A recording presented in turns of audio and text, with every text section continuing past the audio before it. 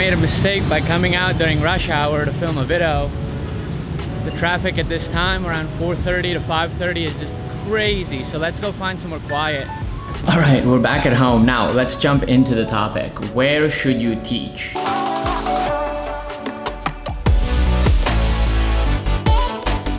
I'm just gonna talk to you straight from my personal experiences. So that's why we're only talking about Vietnam and Taiwan today. There's a million other countries, and like I said in the previous video, when you're looking for work, you can research the country specifically and see what you can find. So let's start off with Vietnam since I'm here now, and then we'll go to Taiwan at the end, okay? So as you can see, Vietnam today, you kind of saw like one of the things that really is awful, both about Hanoi and Ho Chi Minh. The smaller cities will be different, but the traffic is pretty bad. You know, driving in it can be fun at times, but it can also kind of be scary. People right now are driving on the sidewalks, so that's why I decided just gonna go home, gonna relax. So that's kind of your first con, just to jump into the negatives, I guess. But I want to jump into the good now instead of just talking about bad things about Vietnam. Like the people are super friendly. Like I've never been denied a sale because people can't communicate with me. I've always been like, people have always been really happy to talk to me. They've always smiled at me. They're happy that I'm teaching their children. You know, that stigma of foreigners hasn't really made it here yet. We're just a bunch of drunk idiots who are overpaid. So that's good. They haven't, the other Westerners haven't ruined that for me yet, which is great. I just love Vietnam because it feels very authentic. Like in America, sometimes I get really like, I don't know, it just bugged me when I saw this cartoon of a homeless man and then the people who walk by him, but in reality, the homeless man had a higher net worth because he had no debt. And that's the thing that started to kind of bug me in America, was like, people, like a lot of us were just buried in debt and just to keep up this kind of facade. I don't know, just always, I got obsessed with the idea of face when I was in Taiwan, with the Chinese idea of like keeping face.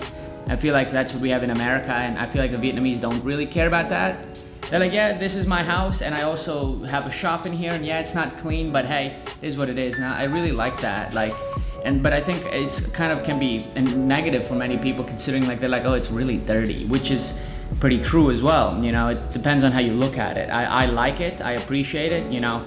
It's not like the food is nasty or the beds are dirty, but like in general, things just kind of feel more raw. I like to say raw. It's just something I really appreciate though. Like I'm in the real world here and I know it. I really do like working here too. The kids are very nice. They're very, but kids are always nice. At Taiwan, they were nice. I just like the company I'm working for. I'm having a pretty good time. I like the position I have, the center I was given. Everything's just nice. And for me, that's really enjoyable, you know. Yeah, I can see myself staying here for a while longer just because it is so pleasant to be in Vietnam. Now, I wanted to say though, some things that aren't so good. So let's walk and let's talk. So, some things that really suck is not just the traffic, but the fact that it's November and I have to wear like shorts and short sleeve shirt because it's so hot. I just can't get over the heat. You know, now some of you will love it. But for me, it's just a killer. You know, I miss my cold weather. You know, I was just Skyping with my mom and she's like, oh yeah, it looks like it might snow soon. I was like, yeah, sounds about November weather, you know. So that kind of does suck. The crazy pollution sometimes can be really nasty. I hate Hanoi because the lack of walkable areas, because people just park their bikes or drive on the sidewalks. And for me, that's just like obnoxious. It's just ridiculous. Like, how can you guys do that? Like, I need somewhere to walk. There's nowhere to walk. And then on top of the pollution being bad, sometimes you don't even want to go outside, so you're kind of stuck in your home. Like I said, it's not super bad, but like I definitely love going on vacation, like where I can actually walk, because it's dope. So that's just kind of two things to keep in mind here that aren't that good. Overall though, it's a very nice place to be, but like I said, you need to be prepared to take a step back in terms of development. Like, Vietnam's not developed like America or wherever you're from. And that's important to keep in mind. Don't expect the standards of America when you come here. You know, that happens. You know, be expecting to see people just burning plastic in the middle of the road because they don't know that that's poisoning their oxygen. Be prepared for that, you know, but I always say, like, it's a nice step up if that's what you're looking for. Now, Taiwan is completely different. So let's go into Taiwan and then I can compare them so you can understand better. Okay, so Taiwan is, and I've said this before and I'll keep saying it, it's like Asia on easy mode. especially if you're in Taipei or Kaohsiung or any big city, everything will be in English and Chinese. You can really get around easily. The Google Maps is really effective. The public transit is incredible, which Vietnam doesn't really have a good public transit, so you're forced to drive. But in Taiwan, you can get everywhere with a bus, train, subway. There's always something. Worst comes to worst, there's taxis that are reasonably priced.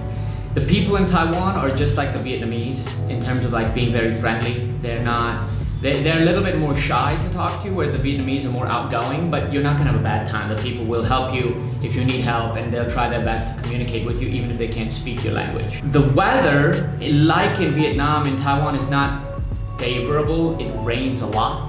There's a lot of typhoons. It's a tiny island, you know, so they get typhoons during that season. They get a lot of rain. I lived in the north, like on the northeast coast. So we had I remember the one time I counted I think it was like 6 or 8 weeks of rain. It was so depressing.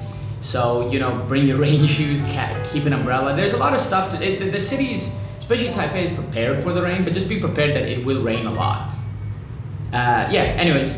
But what I love about Taiwan is the hiking. There's nature right in Taipei. You can like walk down the city and then you're like, oh, I'm gonna hike up this mountain. Totally doable. You have all your Western amenities there. Most restaurants, they have them. They have stuff like IKEA, and they have a lot of like the big shopping sites. I don't know if they have Amazon, but anyways, you can get anything from anything you can buy in America, you can get in Taiwan. So it's great. And also they have, I forgot what I was gonna say. Okay, now teaching in Taiwan is actually almost identical to Vietnam.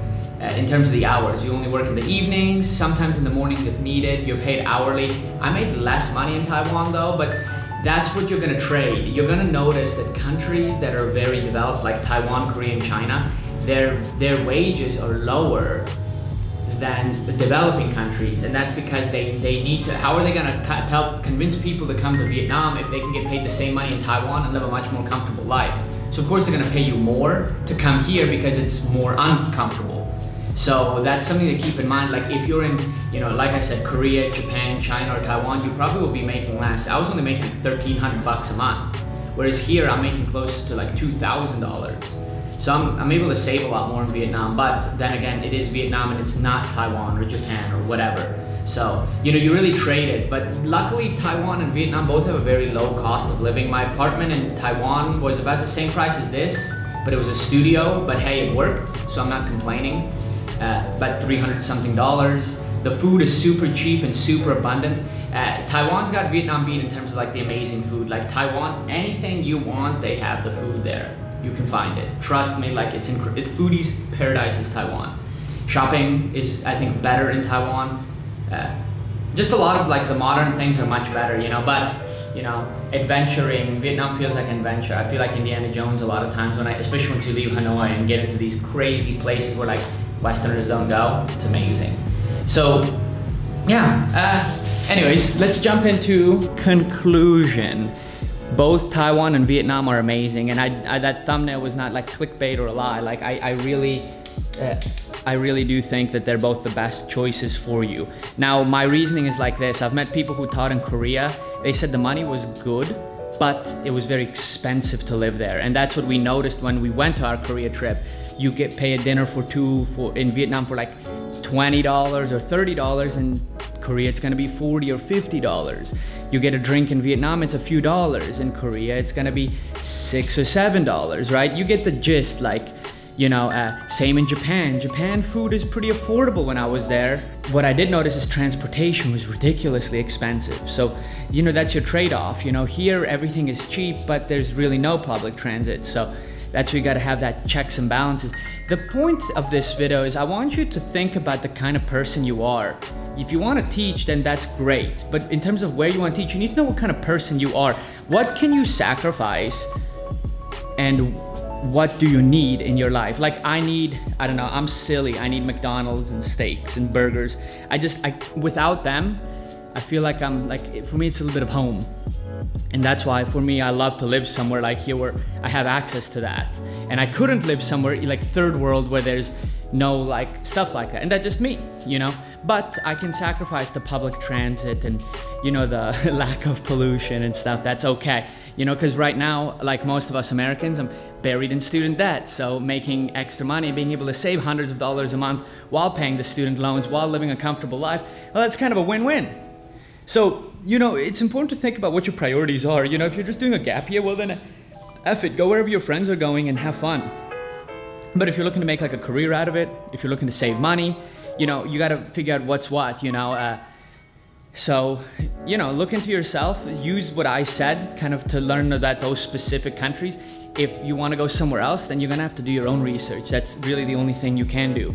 And that's important for you guys. You know, make sure you dig into it, ask the recruiters what's up, and eventually you'll come to a conclusion and you'll figure out what you want to do. So yeah, I hope that answered some of your questions, and I hope that this helps you in your decision-making process. So thanks for watching, guys. And yeah, let me get to the nice light. Actually, I wanted to show you something. Look at the sky out here. Do you see this? That is absolutely beautiful. Okay, see? Ignore the laundry. But thanks for watching, guys. Stay tuned for more videos. I'm trying to make more vlogs. If you like the vlogs, keep watching them. Check out the travel videos. And Christmas is coming up in like less than 60 days. So we're gonna be going on a trip then. So stay tuned for that. And comment down below what you wanna see, what you don't wanna see. And I'll see you in the next one, all right, guys? Bye-bye.